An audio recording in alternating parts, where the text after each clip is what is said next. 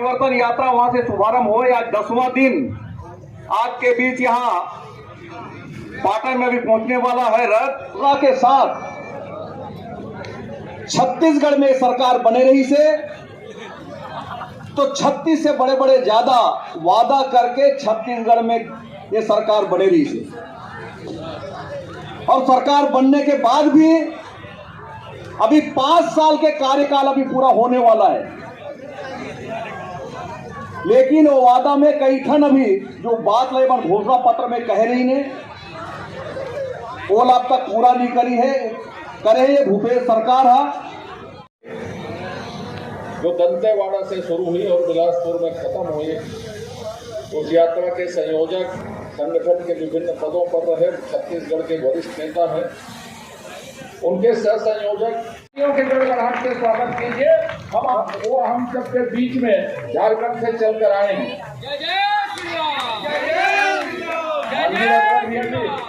यहाँ के तथाकथित मुख्यमंत्री निर्वाचित होते जाते हैं।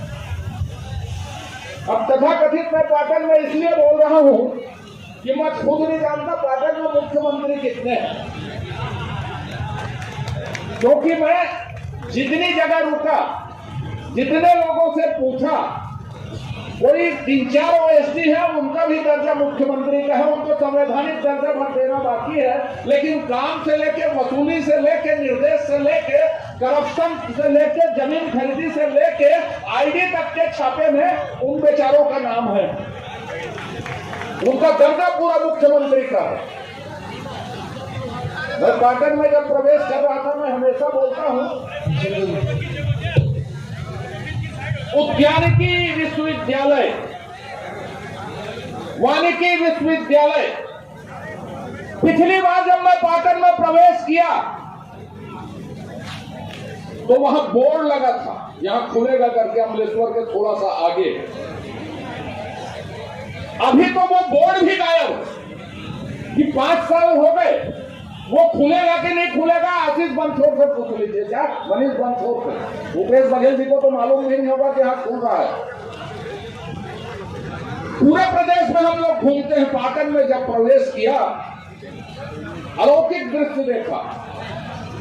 शराबबंदी के इस क्षेत्र में, शराबबंदी करने वाले मुख्यमंत्री जी के क्षेत्र में ऐसी भट्टी देखी जिसमें चखना का सेंटर 2 किलोमीटर लंबा तक है। इधर का 1 किलोमीटर, उधर 1 किलोमीटर, और मेरे सामने एक एक्सीडेंट हुआ। बनी नहीं है पाटन के अंदर की। क्या हो गया मित्रों? आइए आइए माननीय बघेल जी।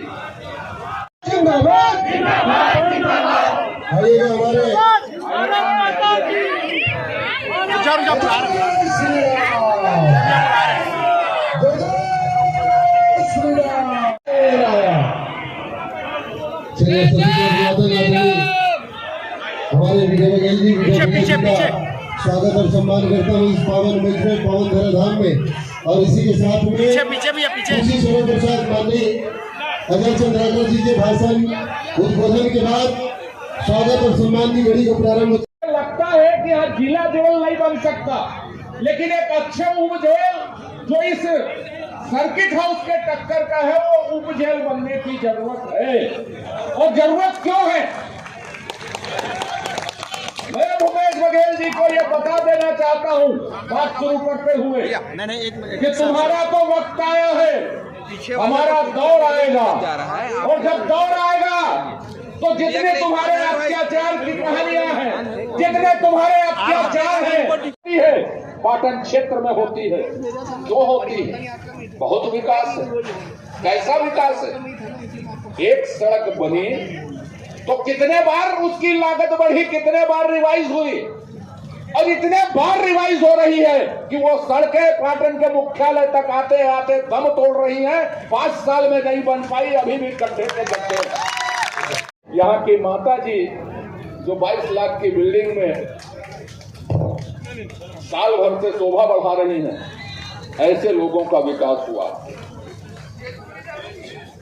आदमी अवसाद में क्यों है? पाटन के लोग अवसाद में क्यों हैं? आत्महत्या क्यों कर रहे हैं? अपराध की ओर क्यों जा रहे हैं? दिन दहाड़े अमलेश्वर में गोली क्यों चल रही है? पकड़े क्यों नहीं जा रहे? किनका संरक्षण? किनका संरक्षण है? हर अपराधी कांग्रेसी या कांग्रेसी मतलब अपराधी, यही बात पाटन की परिभाषा है। आपको सड़क चाहिए तो आप जाके वो एसडी के कार्यालय में लिख के दे दीजिए मैं कांग्रेसी हूं। जनता के लिए सड़क नहीं बनेगी साहब, कांग्रेसी के खेत जाने के लिए सड़क बन जाएगी, चाहे वो एक आदमी के लिए हो वो सड़क बन जाएगी। कैसा अत्याचार है, कैसा शासन है, क्या है, क्या नया हुआ है? ये सड़कें जिनको आप देखते हैं, मैं फिर से कह देता हूं कि ये कांग्रेसियों के लिए सड़कें। छत्तीसगढ़ की बात करें तो भूपेश बघेल जी ने छत्तीसगढ़ को दिया क्या? नरवा गुरुआ गरवा बारी यदि बोलते हैं तो मिस्टर भूपेश बघेल जी आप ये भूपेश पाटन की धरती पर ये बता दें कि राज्य बजट से 1 रुपया नरवा गुरुआ गरवा बारी के लिए नहीं, 1 रुपया नहीं है बजट में। वो ऐसा जादू जानते हैं कि 10,000 गोठान फोकट में बना दिए। पैसा देने वाले तो साहब विजय बघेल जी हैं। जय श्री राम। 15वां वित्त आयोग का पैसा पंचायत के सरपंच, अभी हमारे अनुसूचित जाति समाज के लोग बोल रहे थे, वक्तागण बता रहे थे, मनरेगा का पैसा, 15वां वित्त आयोग का पैसा बन गया गोठान। कोई जंगल में बाधा हो, जंगल में मोर नाचा किसने देखा? किसने का कौन देखा उसको? पैसा देने वाले कौन? मनरेगा का पैसा भूपेश बघेल जी के लिए विजय बघेल जी ने लाया। कैंपा का पैसा किसने लाया? विजय बघेल जी ने लाया। खाया है कि मैं धान खरीदता, केंद्र सरकार की मैंने कहा हिम्मत है तो धान खरीदी के लिए आपका एमओयू जो केंद्र सरकार से है उसको तोड़ कर देखिए, नानी याद आ जाएगी। फिर जाओगे विजय बघेल जी, त्राहिमाम त्राहिमाम, मोदी जी को कहिए कि हमारा चावल खरीदे तभी हम धान ले सकेंगे। है नैतिकता तो वो एमओयू तोड़ दे और खरीदे 40 क्विंटल धान। देखते हैं किसके बाजुओं में कितना दम है, किसके। कोरोना काल में एक आदमी भूपेश बघेल जी लोगों को दारू पिलाने के लिए कटिबद्ध थे।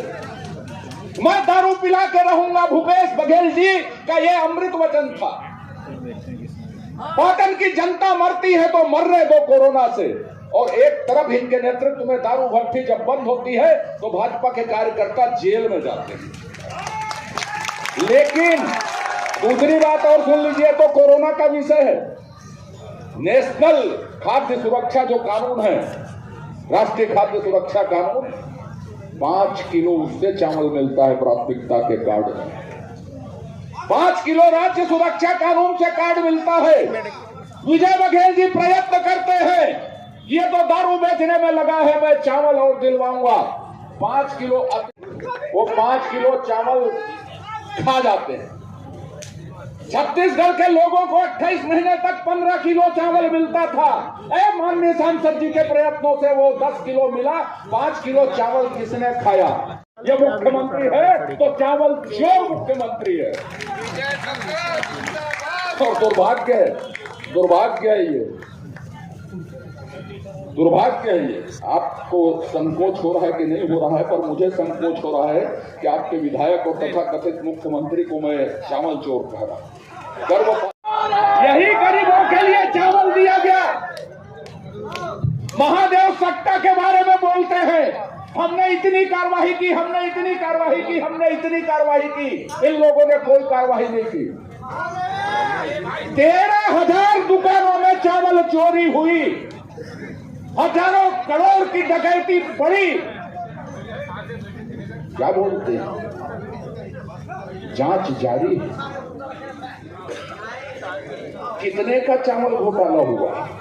24 तारीख को विधानसभा में रखना था जांच को।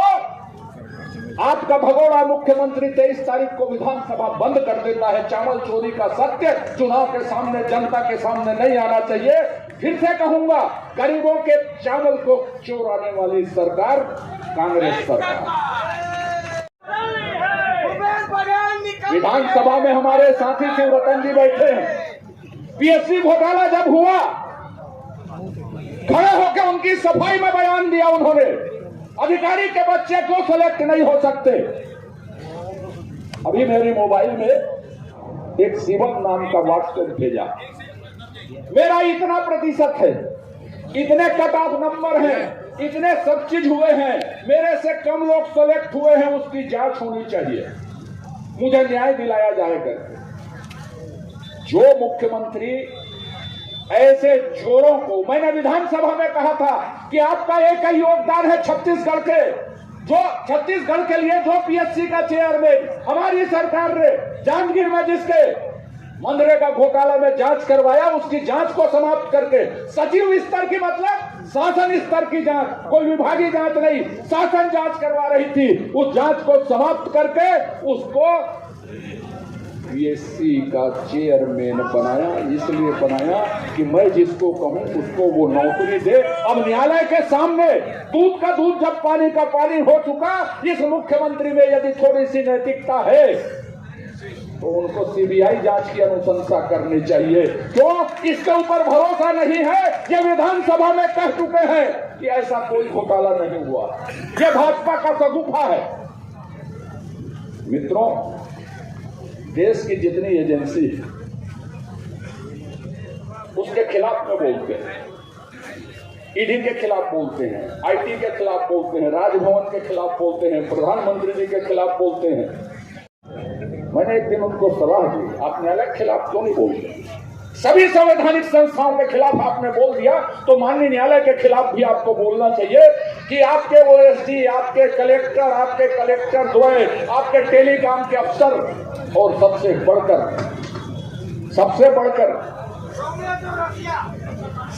बढ़कर नाम आप लोगों ने ले दिया, कहा कहूं छवि आपकी भले बने होना।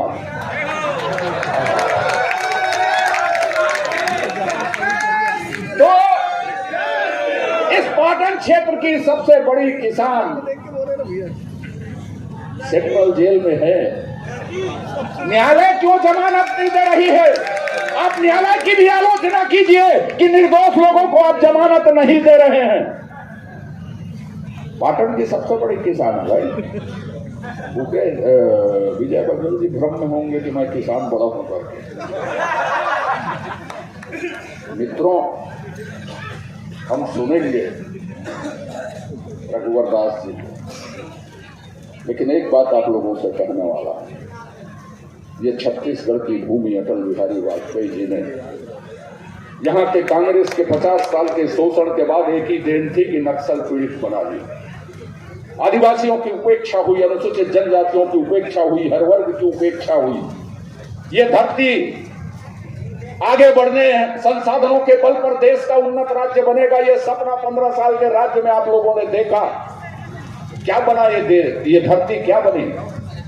कोयला वसूली करने वाला मुख्यमंत्री, लेवी वसूली करने वाला मुख्यमंत्री, दारू में कमाने वाला, अपने कर को अपने खजाने में डाका डालने वाला मुख्यमंत्री, रेती चोरी करने वाला मुख्यमंत्री, माफिया को डीजल चोरी करने वाला मुख्यमंत्री, माफिया को बुलाने वाला मुख्यमंत्री, बिहार से डकैत को लाने वाले मुख्यमंत्री। एक डकैत पकड़े गए, आधा पकड़े गए, दोबारा उसी क्षण 12 घंटे के बाद उसी इलाके में फिर लूट हुई।